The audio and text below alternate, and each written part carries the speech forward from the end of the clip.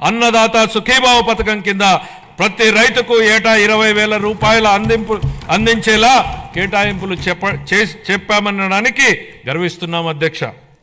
మా ప్రభుత్వం వ్యవసాయ రంగానికి ఊతమిచ్చేందుకు రాష్ట్ర వ్యాప్తంగా 21.87 లక్షల వ్యవసాయ పంపు సెట్లకు 9 గంటల ఉచిత విద్యుత్తుని సరఫరా చేస్తోంది.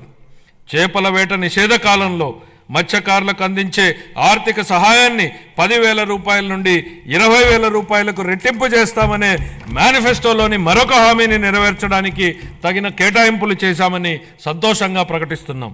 25-26 ఆర్థిక సంవత్సరానికి వ్యవసాయం మరియు అనుబంధ రంగాలకు 13,487 కోట్ల రూపాయల కేటాయింపును ప్రతిపాదిస్తున్నాను. పౌర సరఫరాల శాఖ కాలే కడుపుకు పట్టెడన్నం పెట్టడమే మా సిద్ధాంతం అని చెప్పిన శ్రీ నందమూరి తారక రామారావు గారు దాన్ని నిజం చేసే దిశగా 94లో సంవత్సరంలో 2 రూపాయలకే కిలో బియ్యం పథకం ప్రవేశపెట్టారు. దేశం మొత్తం ఈ నమూనానే అనుకరించింది.